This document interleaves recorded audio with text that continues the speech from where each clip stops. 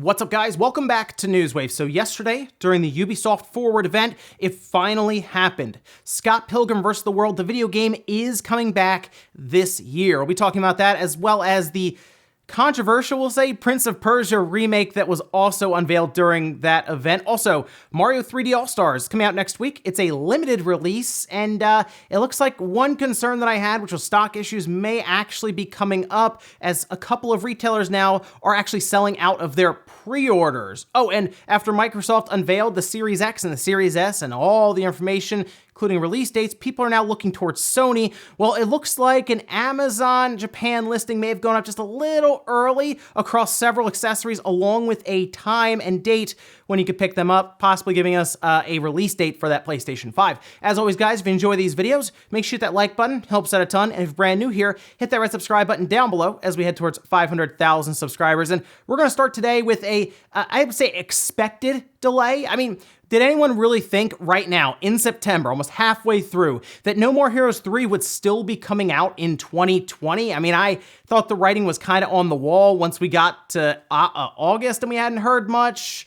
But they did make it official. Suda51 did put out a full statement. You can see it here. And it says, all staff members at Grasshopper have been working as hard as possible on developing the game in hopes of releasing it in 2020. But the effects of the COVID-19 pandemic have unfortunately proven to be a real body blow to our schedule, causing unforeseen delays in development. Now that we have managed to get back on our feet with development, we have decided to focus on prioritizing quality and to therefore push back the final release date. And they do say it's going to be in 2021, but that's as far as they're putting it. They're not putting like a window, early 2021, late summer, nothing like that. And it makes sense.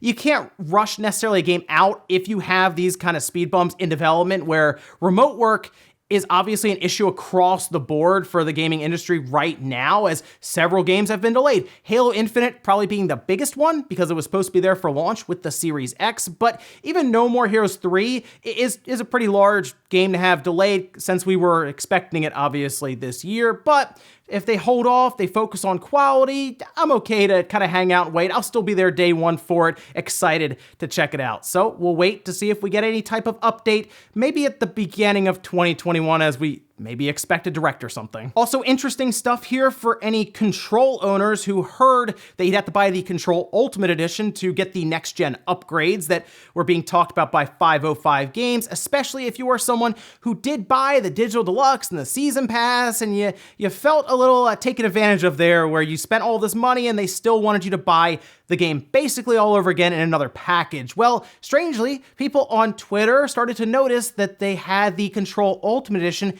added to their PlayStation Network library, despite not actually buying it. But they had purchased the Season Pass, of course, the Digital Deluxe, any of that.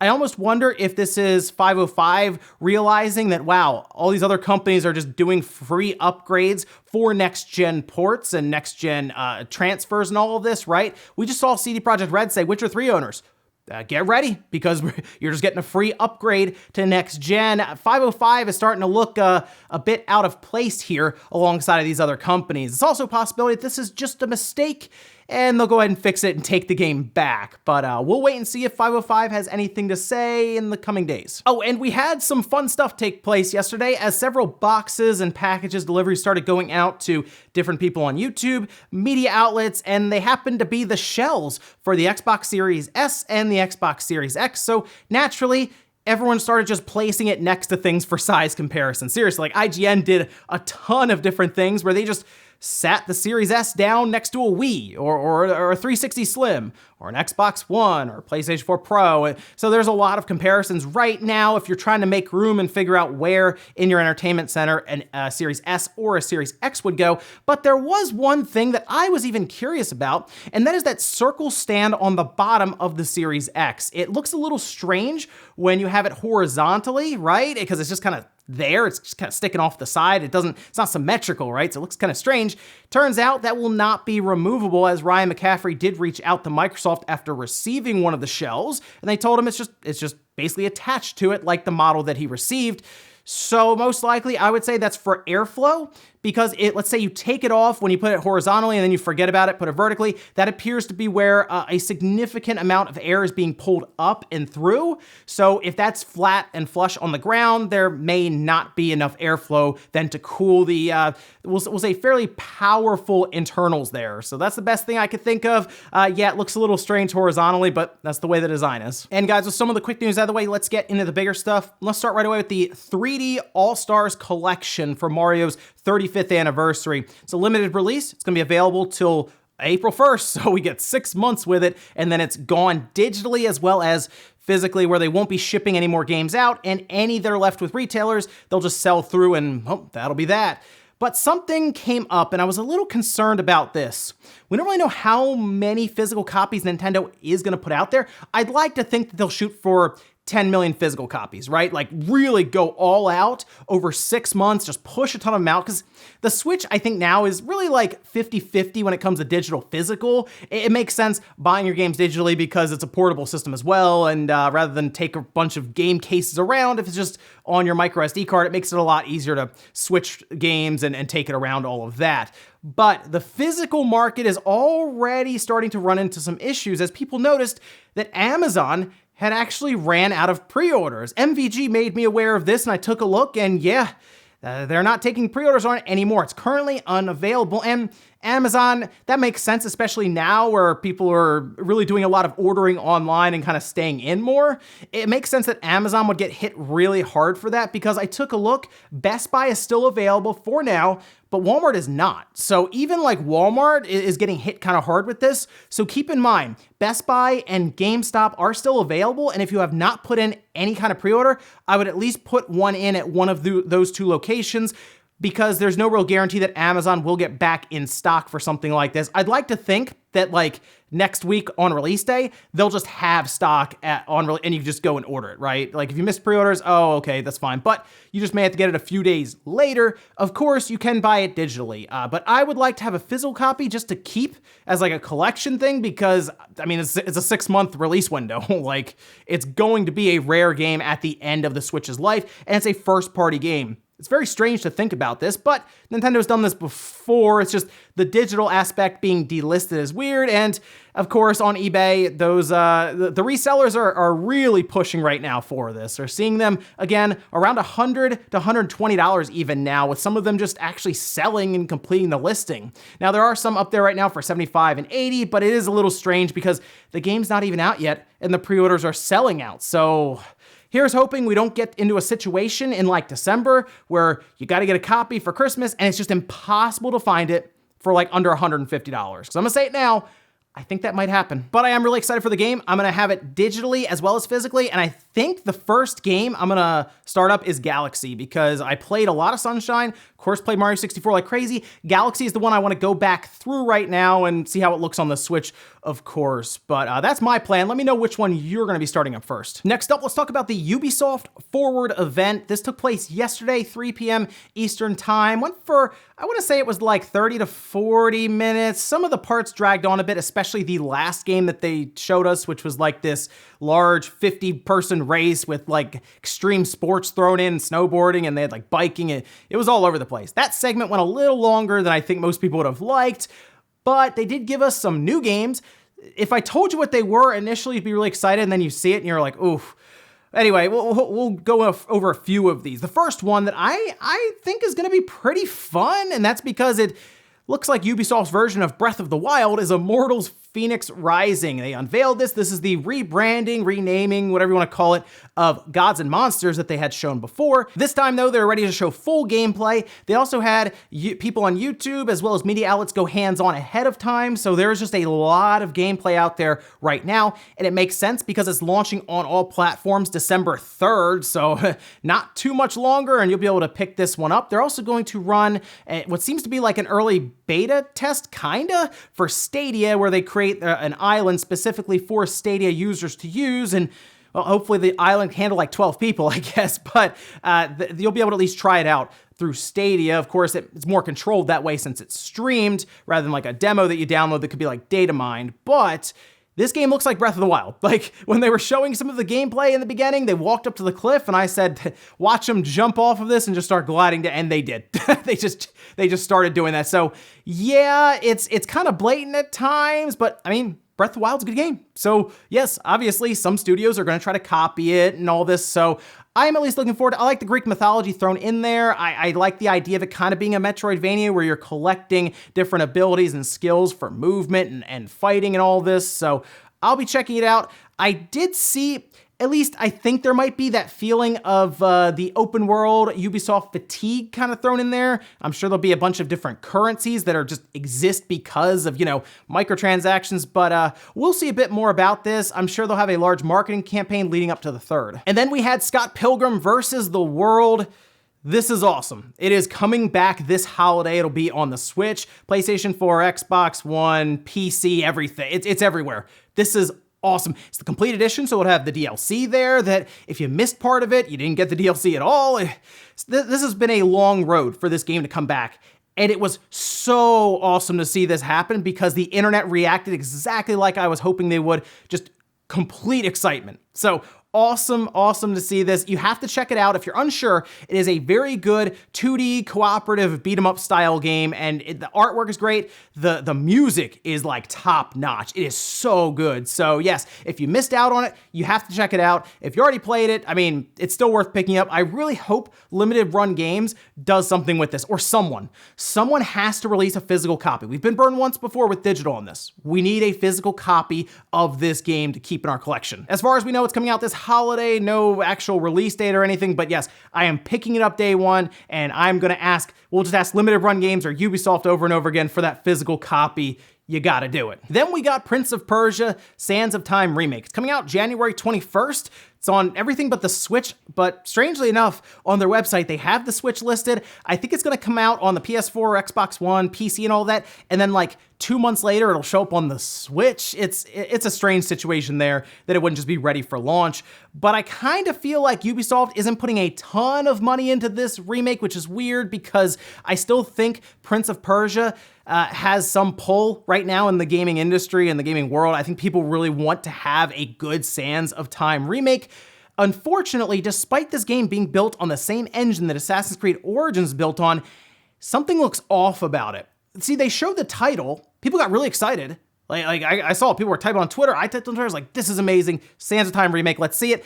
And then they showed the character models and everyone just went, what happened? It looks like the character models anyway, look like a 360 or a PS3 game, but then the environments look like a current gen system. It's very weird. I think that's the biggest part. The environments look good, but then you take these character models that don't, and it just really clashes, like contrasts. It makes the character models just not look good at all. So they say it's alpha footage, and that could mean that it would change maybe over the next few months, but this is coming out in January. I don't know if it's gonna change that much. And honestly, I'm a little concerned that Ubisoft wouldn't care to put much more money into something like this, which is weird because Prince of Persia used to be a big time series for them and they kind of forgot about it. So I'm conflicted right now because I'm happy that Ubisoft remembered Prince of Persia and they were like, oh, let's do a remake. It could be good. But then I'm looking at this and I'm like, if Prince of Persia, the series, like it depends on this doing well, it's in trouble. Like, I think people are gonna look at this and just be like, what is it? The one thing is it's $40, I guess, so it's not a full price game, but $40 remakes are things like Tony Hawk Pro Skater 1 and 2. It's like Crash Insane Trilogy, right? But then you look at this and it's just completely different in terms of quality. We'll see as we get closer to release, but I'm a bit concerned here. They also had updates on some of the other games, which includes Rainbow Six Siege that is gonna have Sam Fisher in it. They showed a whole cinematic and trailer, and sure, Sam Fisher going in Rainbow Six Siege. You know what, Ubisoft?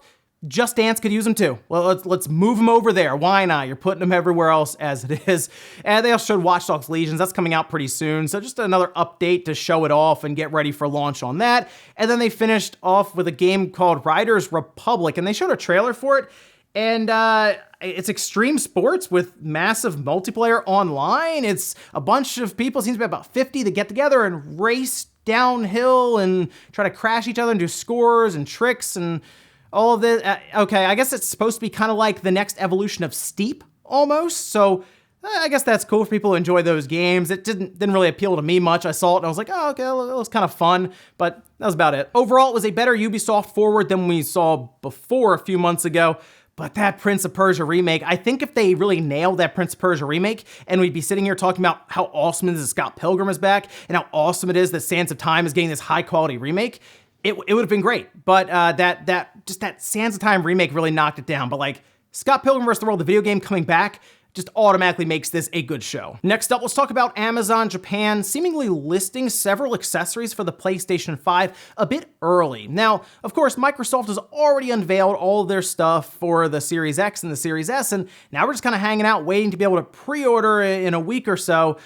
But Sony still hasn't said anything. In fact, they said they weren't going to say anything at all this week, which leads me to believe that next week, either Monday or Tuesday, we will finally have the big information drop around the PlayStation 5. So when I see this information go up on Amazon Japan so close to that, I think they may have accidentally put the release date out, and we're probably going to find out pretty soon. We can see this here. This was a tweet put out by Renka, who noticed that several PlayStation 5 accessories, including like the charging stand, the headset, and the attachment for the PlayStation 5 controller itself, were listed for a November 20th release, and that is a Friday. And it's a little after, of course, about 10 days after the Series S and the Series X come out, but that is probably the latest they would put it in November. I mean, they can't go the next Friday. We're into like Black Friday and Thanksgiving and all this, so that would be as late. I almost thought they would try to get it in on the 13th, but to me, it was either the 13th or the 20th.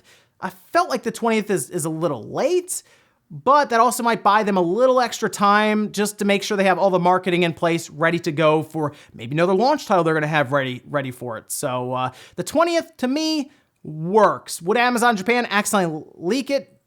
It could be, because I think we're getting ready for all of it to go live soon. Anyway, it was promptly removed, and now we're all kind of hanging out waiting for Sony to tell us about the PS5. Like I said, Monday or Tuesday next week is going to be my guess, because, well, next week is when the Series S and the Series X, we're going to have their information drop before the Series S got leaked, and I feel like Sony wants to get the PS5 info out there before Tokyo Game Show.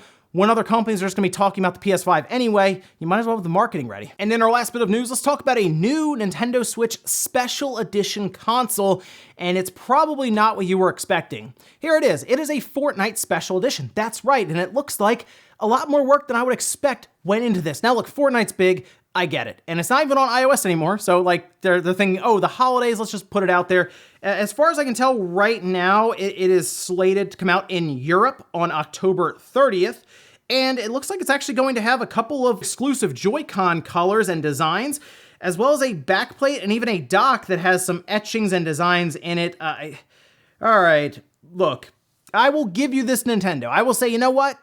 Okay, special edition Fortnite system, but you gotta give us that Metroid Prime. I need this kind of effort in the Metroid Prime special edition system. You gotta do it, okay? You had to restart development on that game. Come on, this is Fortnite. It makes sense for the holidays, since like the parents will probably walk into a store and be like, I need a Fortnite system. This is what Microsoft should be doing, by the way, for the Series S. Just call it a Fortnite box, basically, for parents, and package in some V-Bucks, and you'll probably sell out of Series S systems at $300. But like, this makes sense for Nintendo, for marketing. It's interesting that as at least from this recording, that it's only in Europe and it's not worldwide, but it could be just a deal they have in that region for the Fortnite Special Edition itself.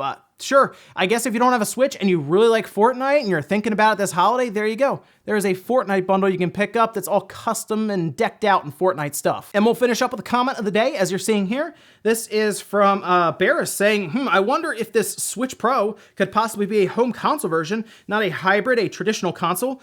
Works out for having the hardware to do 4K and whatnot. And this is a theory and an idea I see come up from time to time, that because the Switch Lite exists as a handheld and cannot switch, that maybe they'll go the complete opposite direction for the next, I guess, entry into the family of systems with the Switch, and it'll just be a home console box. I thought if they did that, they would go in the opposite direction and try to make it as cheap as possible. I mean, if you remove the screen and the Joy-Cons and all this, and I mean, I guess you throw a Pro controller in there to make it work, obviously, as your main controller, they could probably get it to $150. And it's just a little box that you plug into your TV with an X1 in it, and you just go. I don't know if it would work out as well if it was a $400 box, and they're like, it does 4K as well, but it removes the most appealing feature for the Switch, which is the fact that it switches and you can take it on the go with you. If it was something that can do 4K and you can still take it on the go with you, and it's just upscaling for your TV, people might be more interested in that one, even at the $400 pricing. But I think if they do make it a little box, they got to go cheaper rather than more expensive, because price is like the most important part. That's why people are so interested in that Series S, because of what it can do at that lower price point. I'm telling you, $150 little Switch box that comes with a Pro Controller that you plug into your TV and kind of forget about it under there. That would probably be the way to go. And ladies and gentlemen, that's gonna do it here for Newswave. Enjoyed this video, guys? Hit the like button, it really helps out. If not, hit the dislike. Leave comments down below about everything we talked about here today, whether it's the Ubisoft Forward event, where you're really excited like I was with Scott Pilgrim vs. the World, and then you saw Prince of Persia, and you're like, ooh, what happened there? Or maybe you like the way Prince of Persia looks. Let me know down below what you thought about that. Or Mario 3D All-Stars. Are you having concerns about stock now going into the holidays since pre-orders are selling out? Or do you already have everything figured out, pre-order in, digital download ready to go? Let me know about that as well. Thanks guys for watching. Have a great weekend. I'll see you back here Monday morning, 8 a.m. Eastern time for Newswave.